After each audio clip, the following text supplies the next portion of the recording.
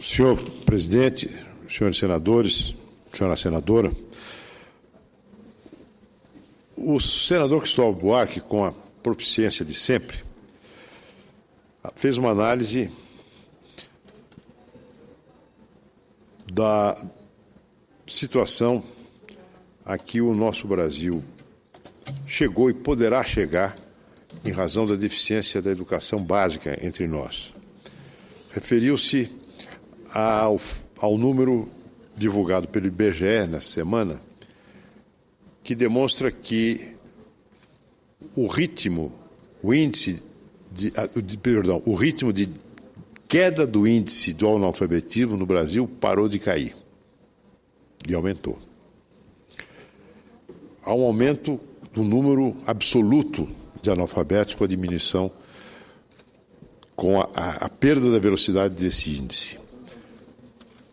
Esse número foi minimizado por declarações vindas dos círculos do governo. Afinal de contas, são só 290 mil brasileiros que permanecem no analfabetismo. A mais, que deixaram de ser analfabetos. 290 mil, que é uma legião de pessoas excluídas das letras, das oportunidades, da cultura, da expressão.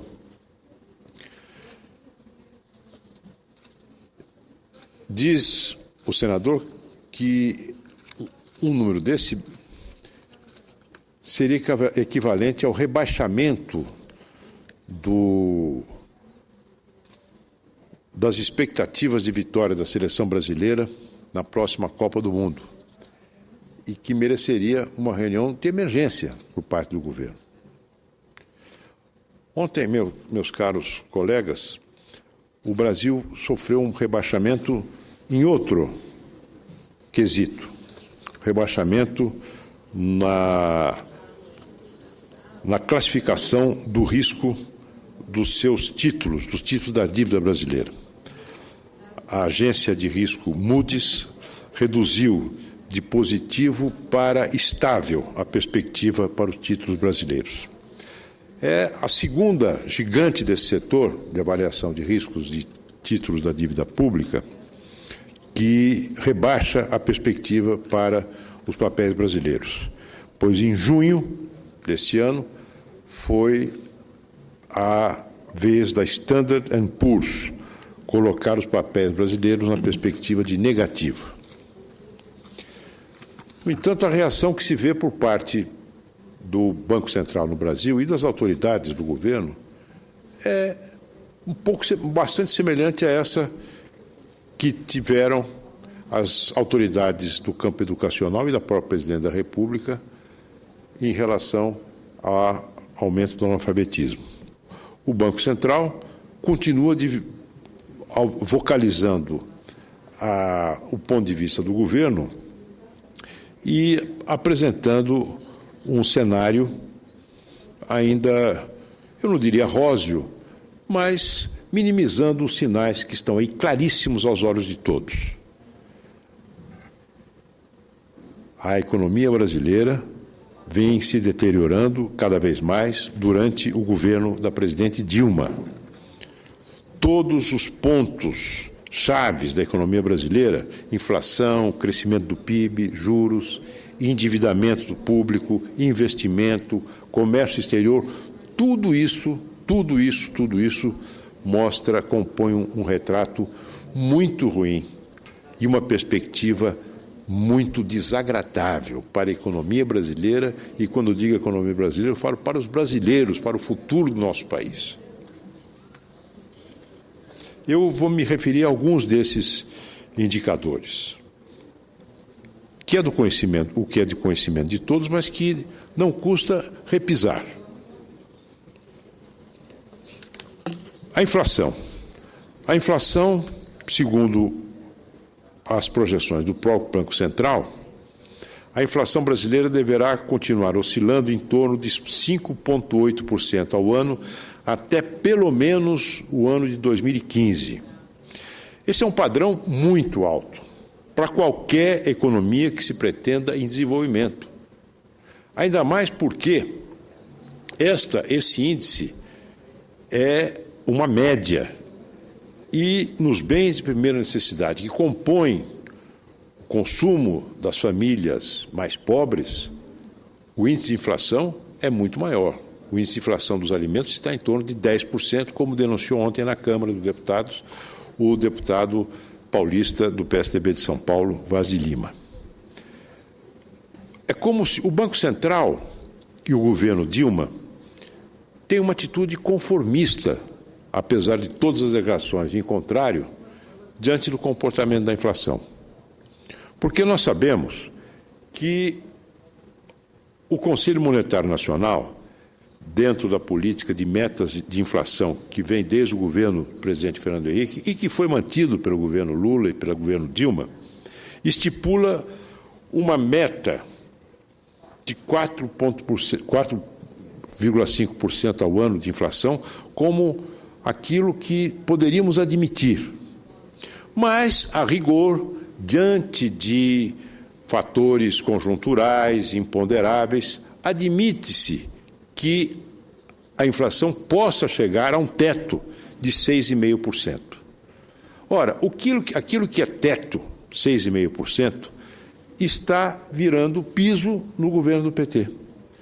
Porque, na verdade, nós teremos, durante o quadriênio da atual presidente, uma inflação média de 6% ao ano. 6% ao ano a despeito de um arroxo rigoroso de tarifas públicas e do represamento de preços que mais dia menos dia vão estourar. Nós estamos criando uma bolha, aliás, várias bolhas. O caso dos transportes públicos, que têm as suas tarifas comprimidas, o caso da gasolina, dos derivados do petróleo, que têm os seus preços contraídos artificialmente, a energia elétrica. Os preços controlados pelo governo, senhores senadores, subiram apenas 1,3% ao ano, nos últimos 12 meses, ao passo que os preços livres subiram 7,6% nos últimos 12 meses. Isso significa que há um represamento de preços que estão sob o controle do governo, que em algum momento vão romper esse dique. Aliás, no caso da gasolina, isso já levou a Petrobras a uma situação grave de descapitalização, de perda de valor de mercado das suas ações, de redução da sua capacidade de investimento. E se, por um lado, a inflação não cai, a inflação se acomoda por volta do teto da meta, ao invés de caminhar para o centro da meta, de 4,5%, o PIB, por sua vez, continua engatinhando.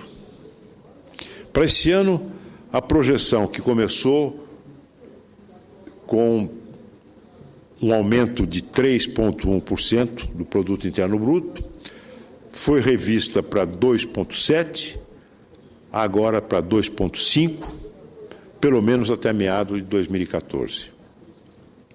E se os juros vierem a subir mais, por conta das pressões inflacionárias, como é amplamente, aliás, esperado pelo mercado, é possível que o crescimento do PIB fique ainda menor do que esses 2,5%. Com isso, o nosso país está lá para trás no ranking de desenvolvimento dos países da nossa América do Sul, talvez à frente apenas da Venezuela. Dado o crescimento da população, nós estamos numa situação em que a renda per capita continua praticamente estagnada. Essa combinação adversa, de inflação alta, PIB engatinhando,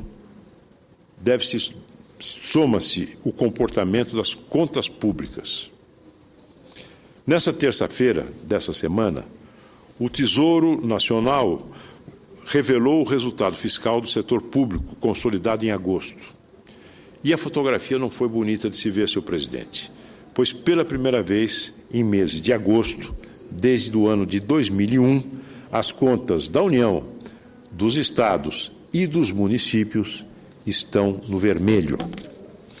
O setor público teve um déficit primário, sem considerar o pagamento dos juros, de 432 milhões neste mês, no mês de agosto.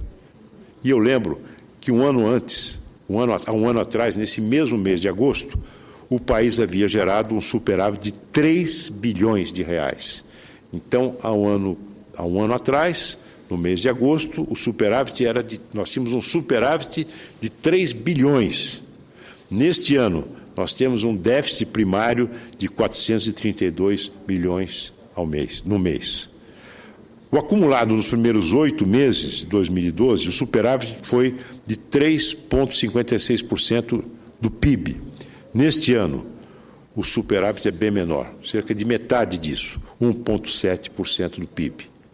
Quer dizer, a inflação alta, o PIB não cresce e as contas públicas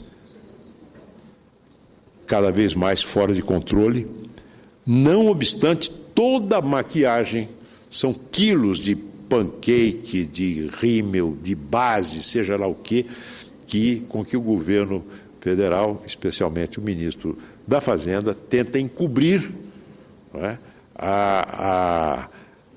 o descontrole das contas públicas, o que gera, evidentemente, a desconfiança de todos, dos investidores, daqueles que poderiam vir a arriscar o seu capital na economia brasileira, faz com que todos se retraiam, porque não se sabe exatamente qual é a situação hoje das contas públicas brasileiras.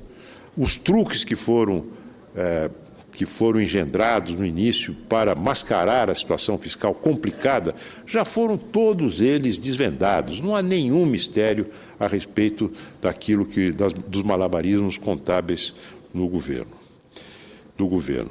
A fragilidade das nossas contas já são amplamente escancaradas aos olhos do povo. As metas do superávit primário saíram de 3,1% do PIB, foram ajustadas para 2,3% no primeiro semestre e chegam agora em agosto com 1,7% do PIB, podendo diminuir para 1,3% até dezembro, conforme a estimativa da consultoria LCA.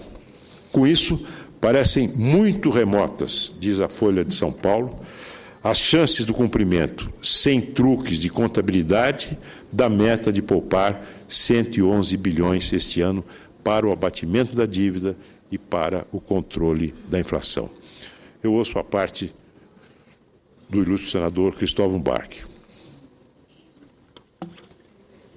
Senador Luiz, faz quase 3 anos que a gente vem aqui falando sobre isso. A crise econômica que se avizinha. Eu preparei um texto, até substancioso, com a ajuda da minha assessoria, chamado Economia está bem, mas vai mal. Porque os indicadores eram positivos naquele instante, mas estava na cara que não ia dar certo muitas daquelas coisas. Senador, me permite, uma economia, um modelo de gestão econômica baseada no consumo e no endividamento das famílias e nas importações, não tem como dar certo, porque os investimentos continuam engatinhando. O investimento do setor público, o investimento do governo federal no Brasil, durante o período petista até agora, girou em torno de 1% do PIB ao ano. Sem investimento, é óbvio, você não tem possibilidade de crescimento da economia, não é? Estima-se que essa ausência de investimento do setor público pudesse ser compensado pelo setor privado. Mas como? Com regulamentação excessiva, com burocracia, com taxa de juros. Como é que você pode estimular o investimento privado nessas condições?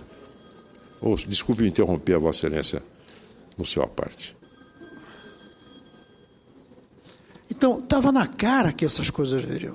Eu lembro que eu elenquei 15 problemas, veja bem, 15 problemas adiante.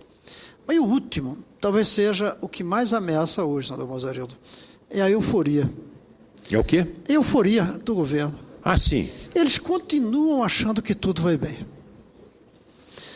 E isso, quem acha que tudo vai bem, não corrige os erros. Quando a gente ouve o discurso do presidente, do ministro Manteiga, é que a gente está no céu de brigadeiro. Eles precisam despertar que não estamos. E por isso ela tem que vir até pedir o apoio nosso aqui, para juntos encontrarmos o caminho. Porque há coisas que o governo não faz sozinho. E nós vamos ter que dar apoio, porque é o Brasil que está em jogo. Eu temo que não venham. Até porque a presidenta, ela hoje, ela raciocina como candidata, não como presidente da República. Ela colocou o chapéu de candidata. E candidato tem uma data-chave para trabalhar, que é de hoje até 1 ano. Presidente é de hoje até daqui a 10 anos, 15 anos, 20 anos. Eu acho que a presidenta Dilma não tem hoje condições de pensar o médio e longo prazo. Ela está prisioneira do presente. E esse presente compromete o futuro da gente. Compromete nas contas públicas, na realidade, compromete na manipulação, porque antigamente, nos anos 80, o regime militar manipulava com muita facilidade as contas. Porque, não só porque tinha a imprensa controlada, mas porque eram muito incipientes os dados das contas. E eram restritos ao Brasil.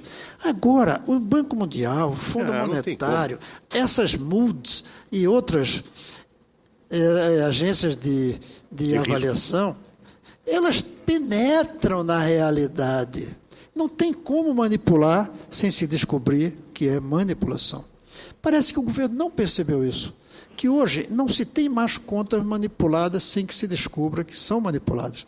Se descobre como é que é a realidade, que eles querem esconder, e se descobre que é manipulação, que é pior ainda, porque aí gera uma desconfiança em relação a tudo. A tudo. Mesmo a questão dos investimentos privados em que o governo confia tanto. Uma boa parte dos investimentos privados que ainda subsistem são financiados pela Caixa Econômica Federal, pelo BNDES, à custa de endividamento do Tesouro. Então, se de um lado você aumenta, se pode haver um aumento em alguns setores de investimento privado, por outro lado, nós temos o agravamento da situação fiscal do Brasil. É um ciclo vicioso do qual esse governo não consegue sair. É isso.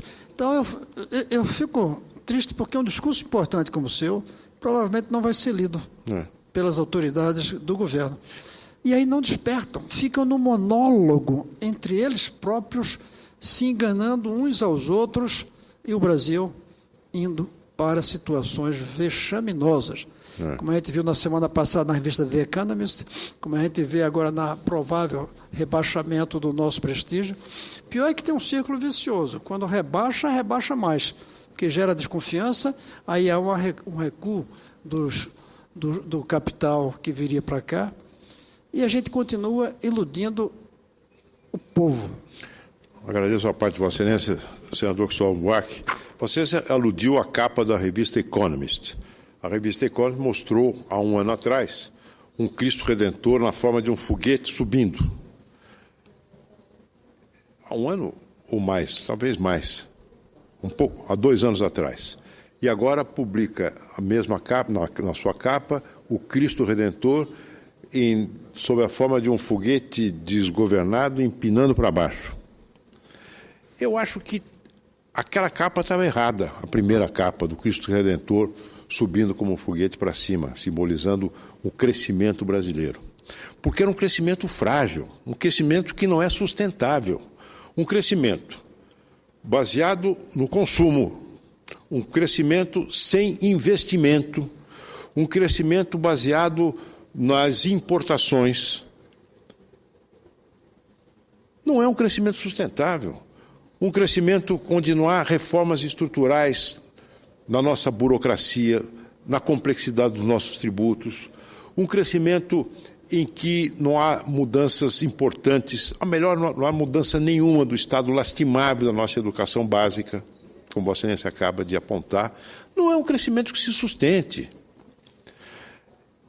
A presidente Dilma, na minha opinião, já herdou do presidente Lula uma situação muito difícil, uma situação que não podia dar certo. aquilo que foi montado como grande sucesso brasileiro no governo Lula, especialmente no segundo governo, não podia dar certo, porque as premissas estavam erradas. Os fundamentos eram frágeis. Mas o presidente Lula tinha liderança, tinha capacidade de convencer a opinião pública, tinha carisma, tinha esperteza política. A presidente Dilma não tem. E a sua equipe é muito fraca. A equipe de governo é muito fraca. Então, eu penso, meu caro senador Cristóvão Buarque, que a herança que ela deixará para o seu sucessor, ou que ela venha deixar, se for reeleita, para si mesma, é uma herança dificilmente resgatável. Mesmo porque, não havendo mais perspectiva de continuidade, a frágil composição política que a sustenta haverá de se esboroar. Haverá de se esboroar. Então, eu venho à tribuna hoje triste, porque são notícias que a oposição não comemora. Nós não temos razões para nos alegrarmos com este quadro. Não é? Um quadro de contraste absurdo entre uma realidade difícil, uma realidade crítica, um quadro que se esfarela, de um lado, e a euforia governamental de outro. Então, fica aqui, senhor presidente, senhores senadores, mais uma palavra da oposição, do PSDB, com o endosso do ilustre senador Cristóvão Buarque, uma palavra de alerta, esperando que alguém ouça, esperando que alguém tome providências e esperando que no ano que vem nós possamos promover uma mudança na política brasileira. Muito obrigado.